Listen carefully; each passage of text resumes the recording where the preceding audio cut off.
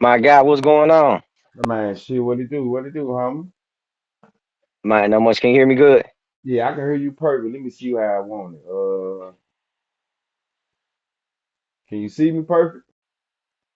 Yeah, I got you kind of turn. That's cool. Yeah, I turn, man, turn yours. Let me see. Hold on. You good? Is it Good. more like this? You upside Is it? down. One more time. One more time. Let me Yes, try. sir. What about Yes, like this? sir. I Yes, sir. got you. Look at That's that. it, man. Hell yeah, homie. Hold on, let me take this off. Shit, we good to go, homie. All right. Man, welcome to the Late Bloomer Podcast, man. Today we got with you. Today, hold on, hell nah. Let me start over. Let me start over. Let me start over. I bet. Hey, let me ask you, because I'm gonna edit all All this right. shit out. What you want me to say in your I credit, bet. bro? What you want me to say in your credit, bro? Mine. Say filmmaker Jason Martin. I got you. I That's all got you you. gotta say. Yeah. All right, say this, say this. All right. I'm your host, Big True. And tonight we got coming to the platform, man. Memphis filmmaker Jason Martin. Come on. For real. Come on. Man, I What's up? appreciate you, What's homie. I up? What's appreciate you up? coming through, bro. For real, bro. We on big Memphis time tonight, and like I said, homie, I appreciate you. It's an honor, bro. For real, for real. Man, man, no problem, man. All right, first off, getting into it, man. What part of the city are you from? Let the viewers know it. All right. Well, I'm gonna start. I'm from originally from Detroit, Michigan.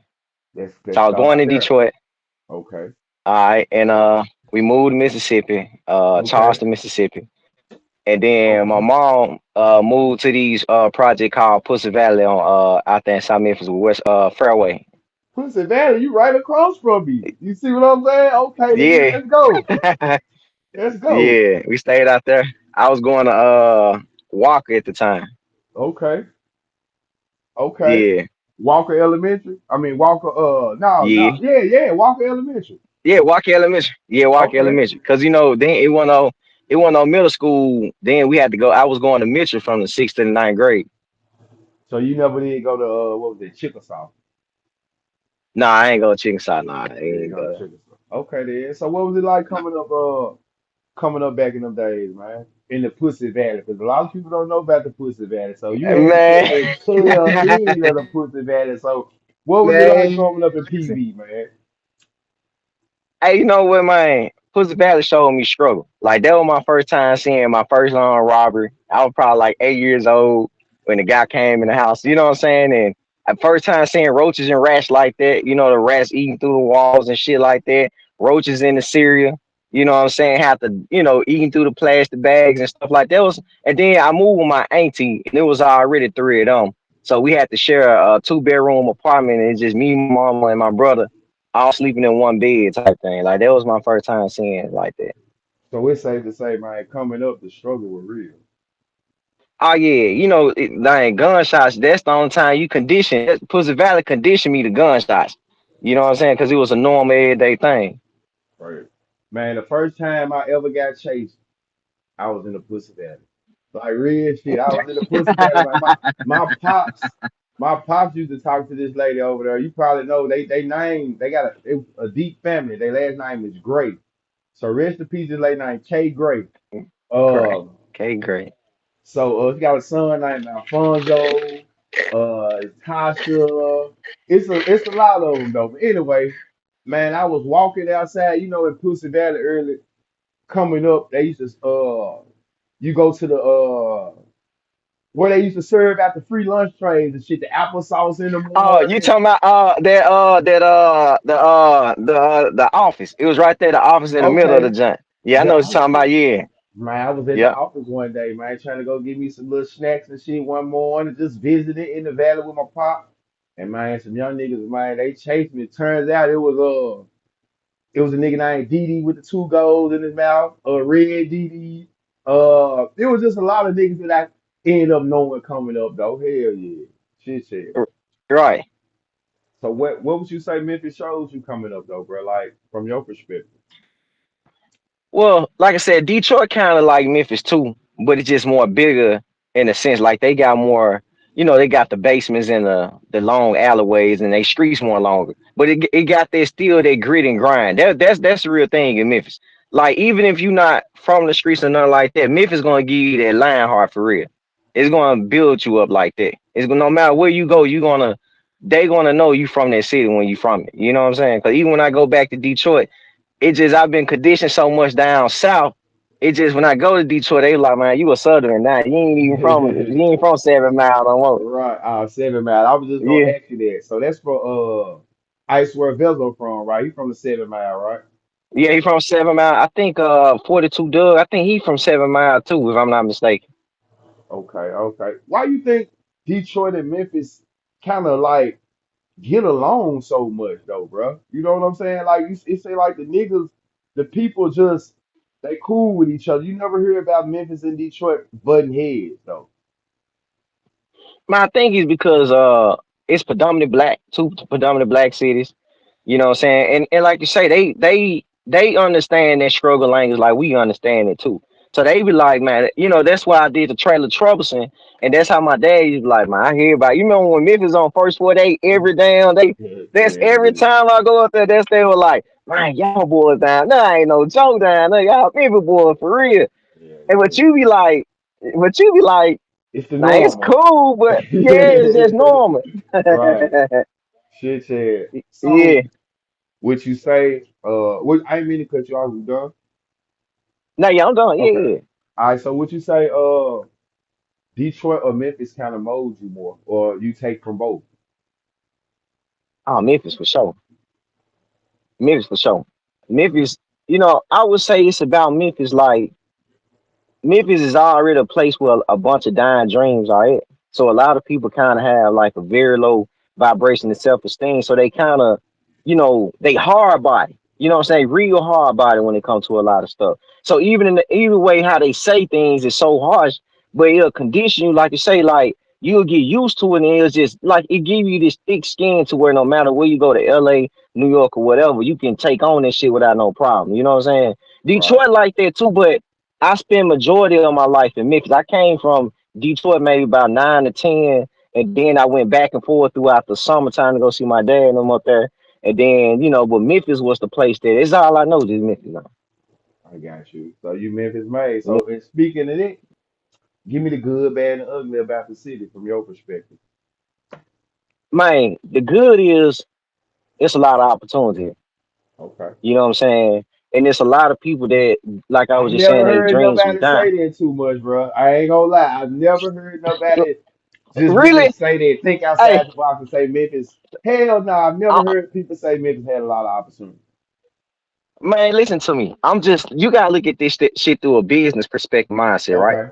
Okay. Majority we got majority, not majority, but we got some of the most powerful Fortune 500 companies come to Memphis. Amazon. You know how folks be like, "Well, I'm finna leave out of Memphis and ain't no money." How come Amazon, Nike, FedEx, UPS, they constantly building warehouses, so they know something that we don't know when it comes to economics. You see what I'm saying? Right. So I Right. look at the power. Then you got Elon Musk, the dude that's over all the technology. He got him a warehouse out there in South Memphis now. I didn't know that. So all of these guys, you go look this up. He was just in Memphis like a few days ago. They built a supercomputer down here.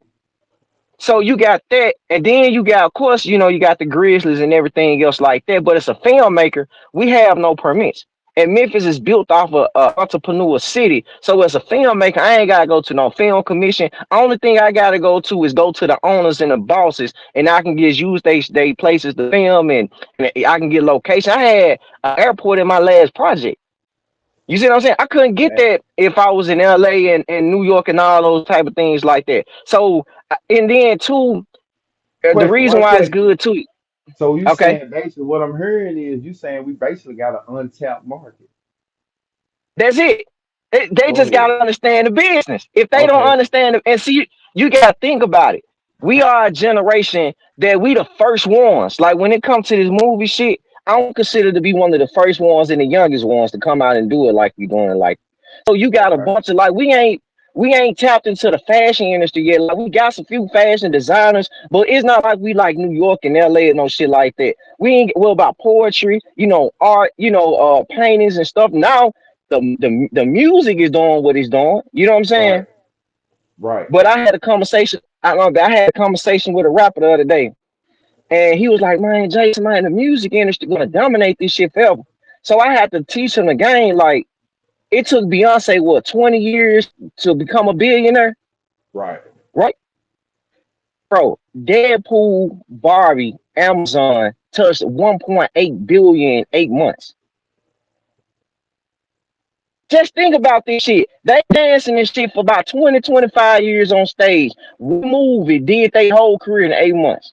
So I was telling my brother, that rap check ain't nearby to my Deadpool first opened up did almost $400 million. Ain't no rapper touching no money like that. And it's just being honest. Fact. It's just being honest when it comes to this shit. You know what I'm saying? So that was I was looking at that. Now I would say the good. I mean, you said the ugly.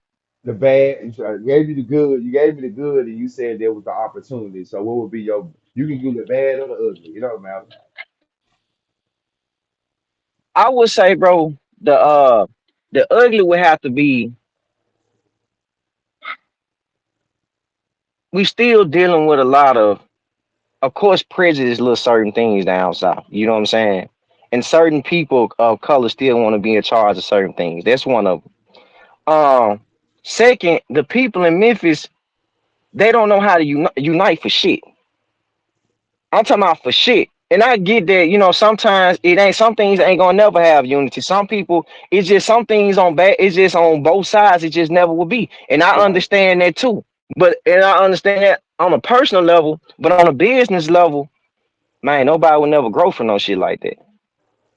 You know what I'm saying? It will always go here and go all the way back down there for every time. We'll never get to over that peak as long as it's like that. And like I said, I get it if you talking about like, the streets type shit, anything like that. But when it comes to making money and The you dealing with them elevator. suits, yeah, when you dealing with them guys in the suits, not the guys in the hoodies, it's just a different type of business talk. You know what I'm saying? And the worst, of course, it's just the poverty. It's a lot of, it's a lot of poor in Memphis. Right. You know what I'm saying? It's a lot of poor in Memphis, and there's not enough dreamers in Memphis. Not enough people to rebel and be creative and do their own thing. That's one of my biggest things when I talk to filmmakers. I just be like, bro, or whatever that you creative and you want to do, man, just do that shit. You just never know how this shit gonna play out. You know what I'm saying? I never thought in a million years, you know, I'll be working with, Flow Ride and them and his manager and they crew and doing something right here in LA, and it's coming all back to Memphis. Everybody that I fuck with in my trailers, they Memphis actors. Cause I want to blow our actors up. I don't need other people. Like Atlanta got their thing, LA got their thing, Detroit got their thing, but we ain't got ours yet. You know what I'm saying? I respect that 100% too, G. Like for real, for real. So Think that's one of everybody my gonna have things. their Yeah, own but business though. that's what it is. And like I said, it's more personal, internal things that's stopping this shit from becoming what it's supposed to be. You know what I'm saying? Like, cause we got talent. You could drive around the city and you can see the art, man. You can see like I said, we got the music. Now you starting to see the movies. There are people that's doing poems and shit like that, and it's trying to grow. But if I'm not saying picking sides and nothing like that, but if you picking sides and shit like that, and the opportunity is more on that side, then now we got to figure out how to make this side reach get that opportunity to balance it all out. You know what I'm saying? Right. Let But me if we say can never, this. but if Oh, we go can, ahead. Go uh, ahead. Go ahead. no, No, go no, ahead. but if we can never get over that hurdle right there, bro, I ain't gonna lie to you. It's always gonna be what it is. It's just gonna be a chosen few. Just make it out, and it's just what it's gonna be. For sure, for sure. I wanted to speak on the what you just said about the dreamers. I think Uh huh. I think the city when it comes to that, like we have them, it's just Right. our city so it's so it ain't been that many. Well, I can't say that we have examples of success, Right. but it's like Right. coming up in Memphis. I think it knocked the spunk out of a lot of people.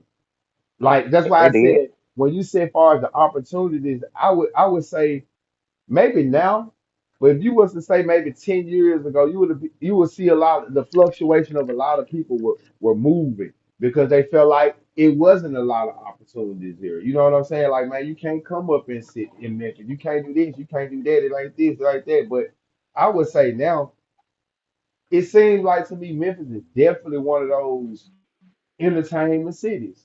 You know what I'm saying? It's right? a lot of who's who here, but they may not necessarily be in the city. Like they done got their shit and left, You did you that? know. Yeah. Well, that goes into the reason 10 years ago, and it's just being honest. I'm just gonna just be honest and be honest with you. A lot of them folks just wasn't creative. They didn't have big imaginations to bring this shit to life. So they felt like they had to go to LA. But you know what's interesting about this? You know why LA is LA? Hollywood is Hollywood. It's not because of now you just want the lifestyle, yes. But it's the movie scripts. So without the movie scripts, there's no Denzel, no directors, no Christopher Nolan, there's no Warner Brothers, there ain't no University. Whoever write the movie scripts hires everything else. So I can write a movie script right now in Memphis, sell it to LA for probably 100 grand, and they make $1 billion off of it. So it ain't that it's LA because no, because it's creative. No, everybody around the world send LA movie scripts. You can write one in Mississippi. You see what I'm saying? Right. Yeah, it just wasn't a lot of creative people and people that had vision to do it back then. Unless it was just rapping, that was really about it. Nobody never thought that Tubi would become what it was, or Netflix would have became what it was 10 years ago.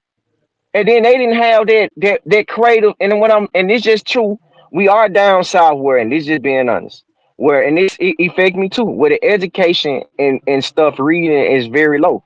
So of course, when it comes to intellect, when it comes to imagining, creating, creative property, and saying I want to create the next Superman, or I want to do a Boys in Hood, or this, and this, and we lack the resources, it's going to be have some type of disability that we're going to be facing down south. You see what I'm saying? Because you go to New York, they be having all these performing art schools, and they got Spike Lee come to their schools in New York and shit and talk to them. We didn't have all it like that So down 10 years ago. so are we illiterate or ignorant to the fact? Man, I say it's kind of both. You know, and it's just the honest God truth. It's just kind of both. You know what I'm saying? Because like even when we go out of town, and the way that we be talking sometimes, because it get to me, you be like, hey man, you know what I'm saying, man, that thing, right, that John tough, man, you know what I'm saying? They don't even know what the fuck we saying. It kind of Yeah, both. yeah, Yeah. I So I feel you. just be like.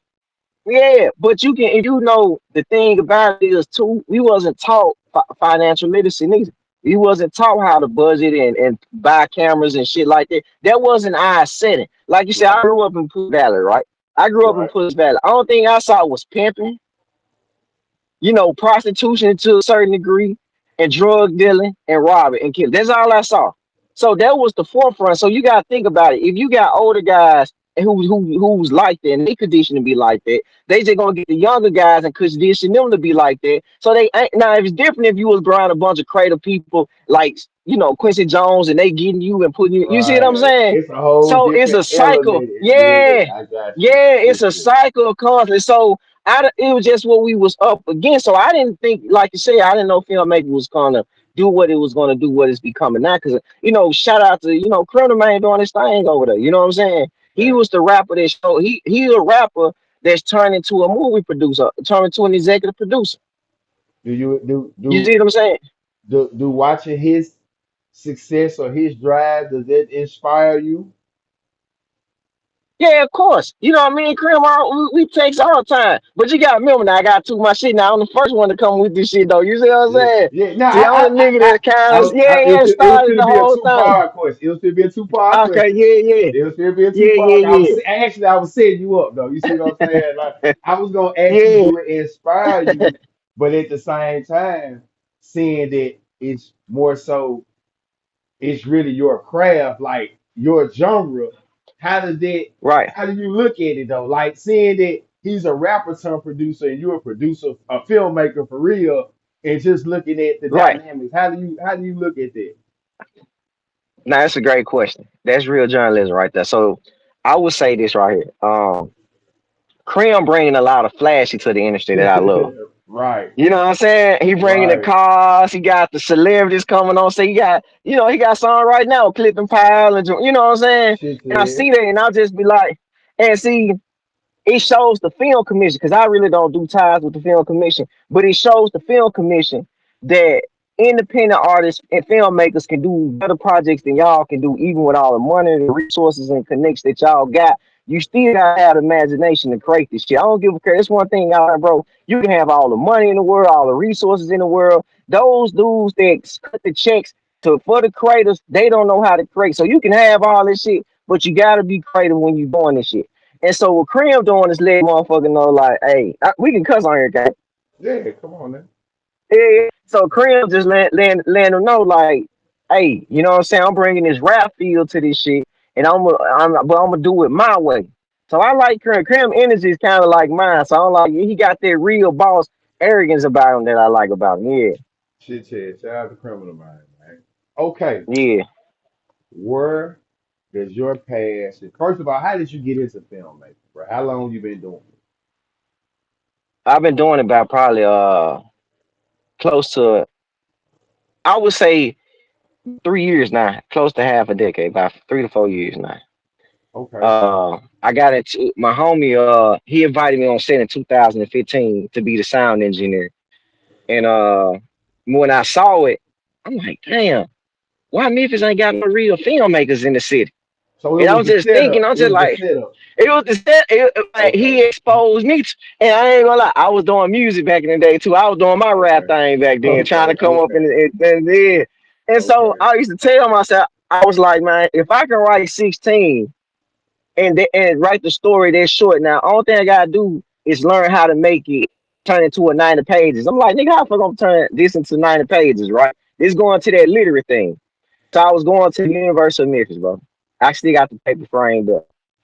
And I used to cheat when it came to English come one and English come two. I was cheating out this female, everybody paying folks to write my papers and everything. I But I fucked took up the in college at screenwriting. doing it, bro. And I'm telling you, listen, I ended up getting up into this screenwriter course, and my teacher name was Dr. Ross. He was a white older guy. And I gave this man my synopsis. So my a synopsis is just a summary of the movie. Right. He read it, under God truth. He said, I don't know how the fuck you passed English Comp 1 and English Comp 2 with this bullshit you gave me. The man gave you one of them big L's. I'm talking about big L's. He said, I don't get how you even got to this in this class and you can't even fucking read or write. That's what he told me. So I took that shit as he was being racist and prejudiced. So And you must have a I lot of took it, run-ons, conjunctions, and all type of man, grammatical, just I everything, infractions, all I, types of shit. I ain't gonna lie. I wasn't good at reading. I ain't gonna lie then. I wasn't good at reading. I really didn't give a fuck about it. You know what I'm saying? Okay. I knew Okay. we knew the math. We knew the math. I was good. That's all I knew. I got you. So when so I took it to the English tutor. They said the same thing. They're like, yeah, this ain't right. You know what I'm saying? So I'm like, they was white. I'm like, man, I'm thinking. So I took it to this black girl in the English composition. She read it and she like, yeah, he ain't lying. This is what you really deserve, L. Man, that shit broke my heart when she told me that. Cause then I felt like I was slow and stupid. You know what I'm saying? And I was thinking to myself, I'm like, damn, like if I was illiterate like this the whole time, why my folks nobody never told me I was couldn't pronounce certain words right. But I thought about it. My folks couldn't pronounce certain words right and read right. So they Right. read wasn't as good. You see what I'm saying? And I met this guy in the English tutor, and I was paying him $20 an hour and $1 a page. I'll meet him at the Starbucks right there on Poplar by on Highland. And me and this guy met every single day until he taught me how to read, bro. Swear to God, true. I had wrote the biggest screenplay out this white man class. I'm talking about because he was just like Jason. I don't. He when I gave him my bio characters, he was just like, dude, I really think you need to drop out. I really do. I ain't trying to hurt your feelings, but you Ah, need they to drop crushed out. you. You know what I'm saying? Yeah, Craig kept them. Then that's when I just said, fuck it. So I dropped all four of my other courses and I'm still on academic probation for that today. And I had passed this class with an A minus. You know what I'm saying? And I was able to learn how to read and think better. And I used to ask my mom like, Mom, why you ain't never pay for no tutoring? But them sometimes they be thinking, man. So they be thinking at the time they don't be want you to feel inferior or lesser than other smart kids. So, buy him a video game, put some Jordans on him, make his ego feel better. You know what I'm saying? It was Right. one of those things where you can mask you can mask a person intellect level through the shine and shit. You feel me? Man, Yeah, it was one of those things. I want to say this. I remember it just took me back to I remember when I was like younger and we used to be in group settings and I remember like English was one of my favorite subjects. So I don't read as much as I used to now, but like early on, I used to be the guy in the crowd who, if we was having a conversation, I'm gonna use Right, some verbiage that I know they don't know. It ain't like true, bro. You right. bullshit. You using all these big ass words, but it's like I never was scared to. I didn't ever think that dumbing yourself down was cool. You know what I'm saying? Like if I Man, know some shit, I'ma say yeah, it. Like and it is what it. right, But you don't know what that means. I guarantee I know what it means. I guarantee I know what it means. So right. I always used to. I guess it go back to the rapping. Niggas just want to be good with words. Yeah, So I was yeah, always trying to be one up on with the words and shit though, man. yeah, So you yeah. pass A My see, minus. Go ahead. mm-hmm. uh Shit, that right there taught me how to write. And what's crazy here, that screenplay is the first screenplay. Now I did three distribution deals, but that Okay, was the first one that the distribution chose to pay for it and get it finance the project, the whole project. And it's crazy from congratulations. that one project, mine came from all that right there. You know what I'm saying? So that's why I tell everybody, you just never know how those small seeds, man, how they'll grow into your future. Real talk. But you challenge yourself, basically. Oh yeah, that's one. Yeah, you get. Well, I played baseball in P Valley too. So that's something else too. We had our own little baseball team out there, and Coach Lee used to be like that. I had asthma real bad, and I couldn't breathe one time on the field. And he was like, "Man, you gotta get your ass in that motherfucking house. You can't stay consistent on this field." And I remember my mama. I was going to the house, and she looked at me. She said, "Well, either you gonna take that pump and stay out there on that field, or you gonna take that pump and you gonna just stay your butt in this house and you just gonna have to get off the team." And that right there just taught me then I had to learn what competition is and pushing through the hard times in life. You know what I'm saying? And so he installed that as you be the best. It's nothing wrong to talk your shit. Long as you can bag it up, there's nothing wrong with that. I tell the people all the time, I don't give a fuck if you were arrogant, cocky, a diva, whatever. Talk your shit around me.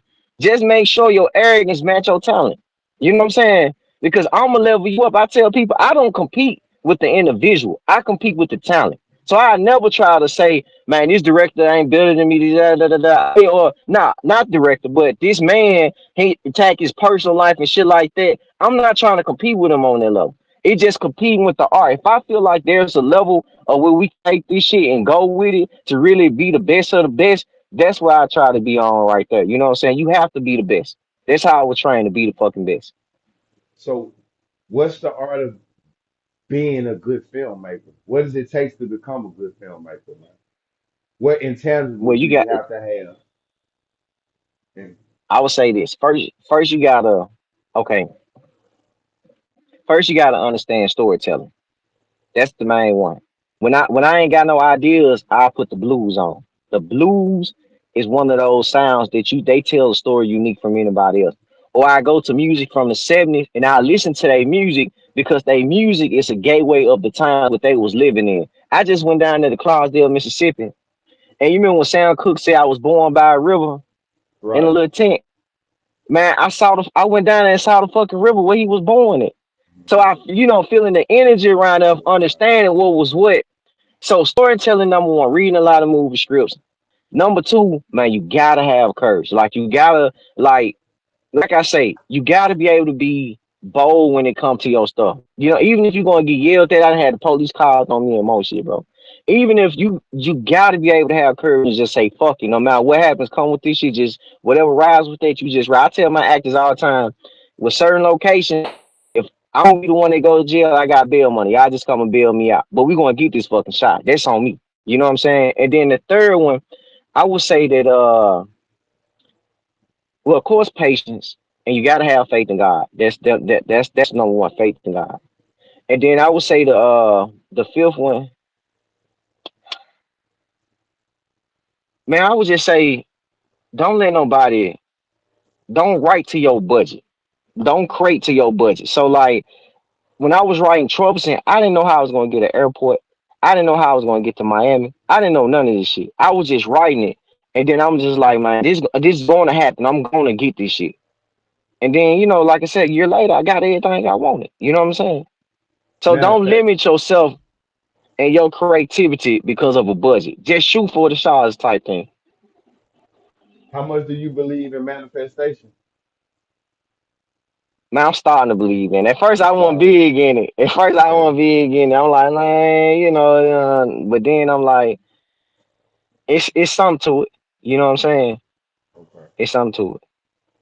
When did you realize that you was good at this shit, bro? Hey, I'm gonna say when I did my first project, Reminiscent Shadow, my first feature length, and I'm like, damn, this all he's take to do a feature length. There's a couple locations, and I was good too at talking. That's why I meant it too. You have to be able to have great communication skills if you're a filmmaker to close deals when it comes to your distribution deals and when it comes to getting locations. Because like I said, you can be that guy, but everybody don't know the guy. You see what I'm saying? Like you might be popular in a certain section or social group, but you gotta think about it. The white folks don't know you like that. The Indians, the Chinese, the Hispanics, it's a whole different more culture. And so what if like the airport, a white man on the airport? Mine didn't know who I was. You see what I'm saying? He didn't want the money. They already got money. So that thing was, we don't want your money or your debt. Why do you need our airport? Why do you need it? And you What's the tell them, well, I plan? need this. Yeah, what's the plan? That's what they give a fuck about. You can't match them when they got more. I'm just sorry. None of that shit matter. You know what I'm saying? And so when I was able to get that and go in there and close deals, I knew it then. And then too, I got my own sports agency too. Okay. And Congratulations, bro. so For sure, for man, sure. I appreciate it. Well, I'm billing it now for Memphis, for the children in Memphis. So I got two MMA fighters. It's like the UFC. They going, what I'm saying? I have a girl that run track, Sheffield High School football team, and Oak Haven basketball team. I sponsor them. And when I knew I can take what I learned from filmmaking and just understand the business. This it's the same lingo, just a different business. I was able to close deals, and they started to be on radio, podcast interviews. I'm teaching them about the NIL, how to have professional conversation when they do interviews, like when me and you get doing. They don't get caught up into the questions and stuff like that. Building up their confidence, telling them that I am more than an athlete, and they was doing. We did our first commercial. They got their coloring books coming out. I do their photo shoots. I put them on billboards and stuff like that to let them understand. And it's a big market for the money too. The How NIL is a gratifying is big it? thing. How gratifying Oh, is it to it's be able to give back, man, to the youth and just put people in man, position to succeed? man, it's one of the best feelings in the world. You know what I'm saying? I really this, like I said, we the first to do this though. You think about it in the sense of we didn't have no sports agency like that in Memphis. You know what I'm saying? So now you got another guy that does like two other people that's doing it now, but now the kids can experience something different. It's a good feeling.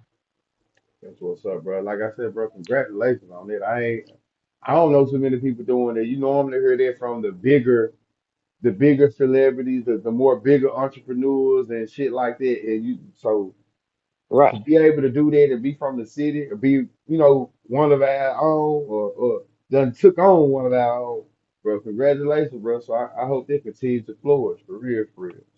Question. Yeah, I appreciate it, man. Uh-huh. Why what made you probably did, but why do you choose filmmaking over videos, music videos? Well, with filmmaking, shit, of course, the money, and then if you can get a Money. chance to work with of course, you can work with Denzel and Samuel Jackson and Right. travel the world, yeah, and I shoot got stuff you. like John Wick or yeah. But the music videos, I did one music video for this pop band group called Memphis Elevation. It was an all girl, well, it was a dominant girl female rock band group, and that's the only video I really did. So you really just it just really ain't your cup of tea though. Well, I will say this. I will say this because I can't speak on it right now. Speaking of the sports agency, I had a rapper that come out with one of my his video. His video it's to somebody. And this particular rapper is finna do a video. You know, they finna work out and do something with each other. And then hopefully I'll be the creative director, so that'll be my second video. You know what I'm saying? That's Yeah. what's up. That's what's That's up, what's man. up. That's That's how what's that's up, how you man. get That's how tied in like you this. tied in like this. Right. All right. How did you end up working with Flow Rider, man? Okay. Can you hear me still good? Yeah, I hear you, but it's like some more sounds coming in and out too, though. Not Yeah. now. You Yeah. good That now. cause somebody trying. Yeah, somebody trying to call me, man. And hold on, somebody trying to call me. I'm trying to mute their stuff. I can hear. Can you see me now? I can't see you, but I can hear you. All right. What about now? You good. You good. All right. So all right. So this. So when my mom came to Detroit, she hate this story. When she came to Detroit, she was working for this particular white guy, and he was over the radio stations back then. He was huge back then, and she was his nanny. She used to Okay. watch his kids and stuff. And I find out a couple years later, this guy used to he managed Albert King, the Ohio Players, the Blind Boys. He's a multi Grammy Award winner producer. So years later, I was for Troublesome. Well, no, he's okay. I was doing practice scenes in the early like 2020, and he was like his niece wanted to be in the movies. She was going to Right. school for art. So I put in something. He was like, "Yeah, I appreciate that." 2024, I needed some music for Troublesome. He like, "Listen, I got a guy. He's a five-time Grammy Award winner. Hit him up." So we it was short story. We connected, and you know, what I'm saying I called him Trey Periods. I'm sure my guy Trey, and I didn't know none of this shit. He best friends with Flavor Flav and all this shit. I didn't know, and so it was because of him made that connection to that. And then you know with Flow Rider, we first went to Flow Rider nightclub. He was like, "Man, bring your crew," you know. But I was tired as hell when we went down there. But I'm gonna say this: he's gonna be at the movie premiere when we shoot it in Miami. You know what I'm saying? That's what's And up, man. that's how that happened like that. Yeah, that's how that happened like that. So, question, bro. How Mhm. I know you making your imprint. What how many films you think you away, or films or short films or movies do you think from really making your imprint? So we're like, this the one gonna get your ass Troubles, out of there. Troubles and did that. Troublesome. Troublesome Troubles and did did. that. Get into Troubles and open up. troublesome for me, Troubles man. and open up that door. Troublesome. All right, so Troublesome is Troublesome is about a Memphis detective kills the nephew of the FBI most wanted suspect. To find out the FBI most wanted suspect is a cartel mafia boss from Miami who's been hiding, and they thinking he's in Cuba and you know Caribbean, but all of a sudden he's in South Memphis where they protecting him, man. So he's supplying the streets in Memphis while they giving him protection in the city. And how did you get that to come together, man? Like with the actors, just the supporting cast. How did you pull that off, bro? Man, I did a audition. I did an audition, and A Ball, shout out to A Ball because he in that giant. Shout out to Bob. Paris, London, she's up in that giant. Shout out to Paris, London. Uh, yeah, you know, and they came. It was at the audition, and I was like, I'm gonna get them two, and I'm gonna just get some great actors that I know that can, who's hungry and who's starving, that's really want this shit and challenge they acting creativity. Man, when I tell you, man, the boy showed that, man. I'm gonna get you two tickets so you can come and see for yourself. You know what I'm Man, saying? listen, I appreciate it too. When is this We're gonna do the premiere next month. We're gonna start editing it on Saturday. man? Let them know. We recording this right now, but let them know how long was the process of it. Was it challenging? Did it come together Oh, well? okay, Was it yeah, good? yeah, Yeah. gotcha. Well, my dude's probably one of the most easy projects ever. You know what I'm saying? How? We shot in three How? states. How? Well, we shot How in was four states. question? How was one of your the one that Uh, got you. You feel like it opened up the most doors. How was that one of your most easiest projects? I'm gonna tell you why. Because I was so strategic when it came to the film schedule, like the production dates, the locations, how we gonna do it, how many actors gonna be in this scene. So our first day we was in Nashville. We did the jailhouse scene and we did the interrogation scene. We drove out there. Shout out to Warren Studios. They let us use their jailhouse scene. And then the next day, man, I rent the U-Haul truck, and that's when you see in the beginning when the senator kidnapped in the U-Haul truck. We did the fort. We shot 5 scenes that day. And then we kept shooting, we kept shooting. I had my guy Copeland come in. He's a professional actor. He come in from flew in from Denver, Colorado, and then we went to Miami for 3 days basically. And we was on South Beach. We shot at this rooftop. What else we do in South Beach? And we know we just enjoyed the city out there. Then we came back to Memphis. We went to Arkansas, of course, West Memphis. They let us filmed out there, and then we finished it up yesterday. We finished the whole movie up yesterday. Man, that's what's up. Question. Yeah. Best part about it, is it the creative process or is it shooting the movie? Actually coming up with it Um. or shooting it? Whoo, man, that's a deep question. Cause you gotta think about it, man. To write, man, 100 pages, Right. dog. When I tell you, think about this, fam. You the character before the actors is the character. I So you got got you. 30, 40 personalities in your brain. So I Right. would have to say that. You know what I'm saying? And then you gotta go into dark places when you think about murders and all that type of stuff. You have to go into dark places and shit like that. And so I would say writing and the shooting part is more easy. That's more easy. So when it finally That'd comes be more together, easy. when it finally comes Uh together, huh. the creative process, and then you see it on the screen, what is that feeling like, man? Man, it's just about, well, that's the best part. That's one of the best parts. The best part is when these actors are portraying the characters is in your mind. This shit look real and it sound like it's supposed to sound. You like, man, this shit crazy as hell. You like, Yeah. and it's so like you said, it's crazy because it's like when you creating it like the spiritual and the mental. And then when you writing it, you creating it within the physical form now. Like a And so more now personal. your physical form, yeah, and then now the actors is taking on the spirits of the characters in the physical. So you looking at this shit and you like, man, this shit crazy as hell. Right. So So go ahead, yeah, go that's ahead, why go I ahead, my just bad. so I will say this: anybody that's interested to do it the easy way, don't just write 90 pages. Spike Lee taught us this: you write 3 pages a day. You times that by 90. I mean, by 30. 3 pages a day, you times that by 30. That's 90 pages a month. That's a movie you can write every month. Just 3 pages a day. So you can write a movie script every damn month if you locked in like that. Got you. Yeah. Speaking of Spike Lee, I was gonna ask you what other film directors, especially black film directors, do you look up to, or who you pattern? Not, I would say pattern yourself after, but watch they creative process, and you like, you know Man, what? There's somebody I fuck with. I want what John Singleton. That was John my Cena. boy. You He know the what goat. John Singleton was my boy. Well, he my goat. He one of my goats. You know what I'm He one of saying? your goats. I really took his sauce. I took his sauce kind of and did Okay. Chosen and Blind and shot like that.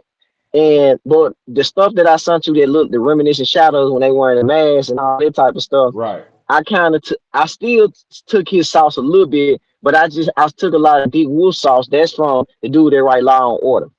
Okay. Okay.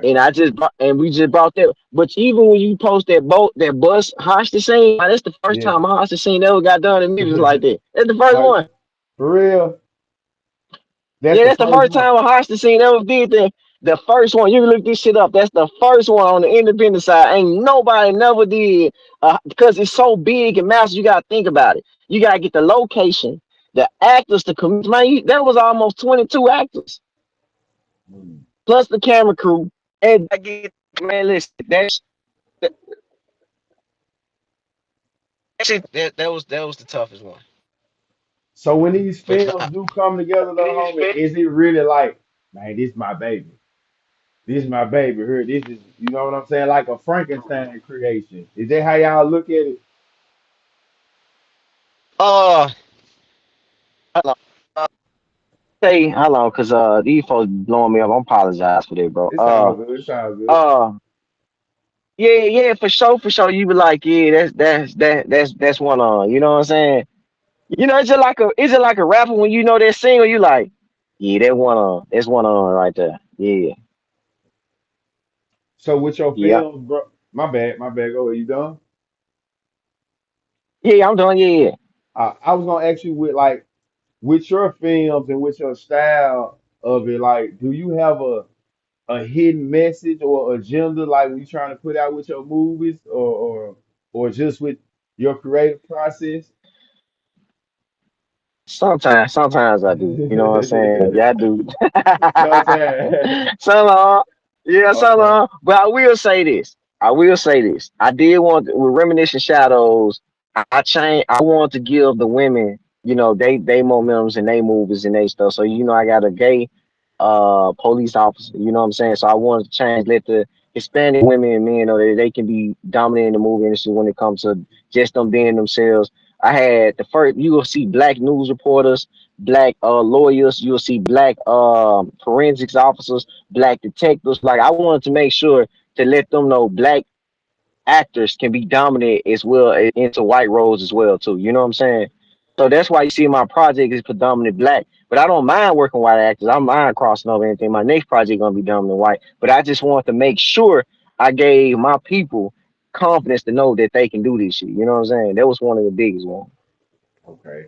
And how do you stop from becoming one of those filmmakers that like you be like, damn, you could tell that's his style of movie because they all just the same. You know what I'm saying? Like a Quentin It's Tarantino movie, some shit like this. Like how do Tino. you, Yeah. yeah, how do you Right. not?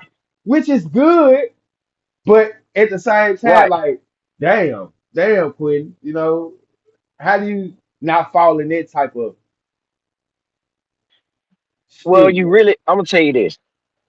Well, you kind of gotta be like that in the movie industry Okay, because I like you got mentioned Tyler Perry don't write bad boys. He don't write scary movie. He don't write Christmas. Well, he do Christmas. Well, he don't write bad boys. He don't write Harry Potter. He don't write Avengers. That's not what bad. That's not what Tyler Perry do. He give you Madea. you. Right. Stephen King. He's not. He ain't gonna write you no Madea. He ain't gonna write you no Boys in the Hood. You So know you gotta John have your Singleton. styles. I He got you. you I got gotta have your style. Jordan I got Peele you. like that too. You know what I'm saying? Yeah, but you don't want them. You don't want them to cast you as just a certain type of director neither.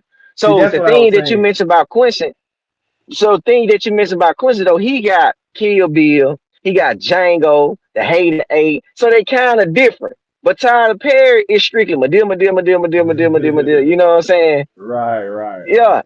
which is cool because it worked for him and it made him a bunch of money. But on the creative aspect, you know, I don't want to be caught up in that box. You know what I'm saying? Or just saying that's the reason I really just don't focus on just hood movies like that. Because when you Right. get named just then how actors get stereotyped and they just the hood nigga drug dealer number one. Sometimes you be like, bro, that's cool, but I want to be lawyer number one sometimes. You see what I'm saying? Or I want to be this right here or this. I just don't want to play the killer all the time. So it happens with actors too. You got kids? Not right now. Okay, let me ask you a question. Because I just heard you say you mentioned something. How, is it pressure or is it a personal preference far as put these movies out, or is it pressure, or is it just, hey, this is what's going on in life when you incorporate, you know, like shit, people who fuck with the same sex, like you said, like is that pressure from the music industry, like we gotta have this in there, or is it just like it's real life, so let me put this in here? You want you want to know the truth is two things. No, two things. Yeah, I want to know the No, truth. number one for sure, for sure. Number one, uh, it's just good business. That's Okay. not the God truth. It's just good business. You know what I'm saying? Like, um, you got to make smart decisions, and as a boss and as as an entrepreneur, you have to understand that there's more to life. I mean, more is people. This ain't gonna be all. Everybody ain't heterosexual. You got people that's homosexual. You know what I'm saying? Who you got to work with? And there's a lot of actors who you might don't know, you know, that's like that. And you be like, damn, you know what I'm saying? I never knew he was like that. You see what I'm saying? Mm, So, of course, it's definitely about it's just good business. They're just honest God truth. I got it. It's I no got pressure from the industry. I'm independent. I'm independent. I ain't got no boss over me. I do what the fuck I want to do. You know what I'm you. Right. saying? Got you. So I create my own content, but I just did that in the sense of I understand that you still I can't do nothing with damaged egos and damaged people. So I gotta build up my city and build up those that because they got talent. Everybody got some talent. So I remember when I first started in Memphis, everybody was there broken. You know what I'm saying? When it came to ego and talent. And so we had to this just the honest God truth. We had to go get the people that was working at the warehouses, the 9 to 5 people build up. We have to sell them a dream of hope off their dying dreams, and we have to make them believe that there was something they can get and build up their confidence and sell their confidence and my confidence to the distribution as product. You see what I'm saying? So we have to motivate them to create to benefit for all of us to have something to build up our confidence. But we had to go in thinking like, man, we ain't got the best of the best. These people ain't the most confident people. So how can we build them up? And this time is God true. People like to be sold false hope. But if you do it the right way, you can help build them up through that the right way without just not giving them nothing. You let them. They now the actors got opportunities and they traveling and they doing everything they thought they never could do. It's just not God true, bro. Let them know where they're gonna be able to find the movie at. Let them know where to reach you at. Let them know what you got coming up. And man, I got a good movie ideal for you though, bro. Real shit. Like everybody's Bet, saying, everybody. Let me say this for me. bet. I'm be done with it. Everybody's saying, though, bro, that like me and my niggas, the way we grew up, like they were like, bro, it's a movie. From the Moneybag Yo's to the OG Boot Earthers to myself to like this young mob story. Hey man, we might need to pitch it your way. Right. It's Memphis. We done had it from the highs and lows, bro. We got niggas that have been, like just it's a lot. It's a lot of talent. Like a lot of the talent that done came out of Memphis over the last 15 years is from outside of town.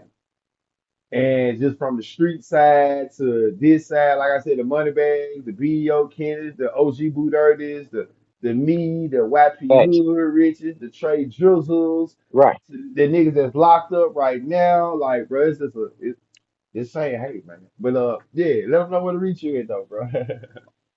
Okay. Okay. I want to say this though. I want to say this. Shit I'm a to it. I'm a fan of the mob. You know what I'm saying? I Okay, remember good. the first time I heard with that giant that's all I got. That's All all I I got, got. yeah. Jay got Paul. Yeah. Yeah, And I was like, yeah. oh, them boys for real. You know what I'm saying? I seen the movement then. And like I say, y'all was so deep and organized. Like you said, it was a lot of rappers that's big now started with y'all. You know what I'm saying? Facts. Facts. Yeah, Hell yeah. y'all for real. So yeah, we can always talk about that and pitch that. Now I Mhm. want to say this about even my stuff to upcoming filmmakers. Do not let this industry fuck you. I'm finna give you the cheat code on how to do this shit. There's four main distributions you go bring your distribute your company, your product through. You got Homestead, you got Film Hub, you got Indie Rights, and you got Average. They don't charge you nothing to upload your shit. If they watch it, they're gonna look at it and they're gonna tell you do they want it or not. And if they get it, then y'all gonna talk business. You ain't gotta pay no money up front. So that's number one. As a screenwriter, if you wanna upload your scripts and get paid, it's stage 32 and it's the blacklist. And you upload your screenplays to them and you can get paid, man. It's Hollywood exec from AO stars and you can get on like that. And with the distribution, don't let them fuck you neither. Now, most splits is 80-20. You get paid every 4 months. You get paid every 4 months.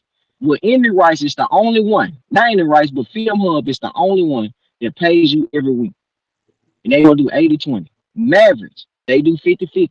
But they give you advance checks. No other company give you advance checks. So don't let them lie to you unless it's Mavericks.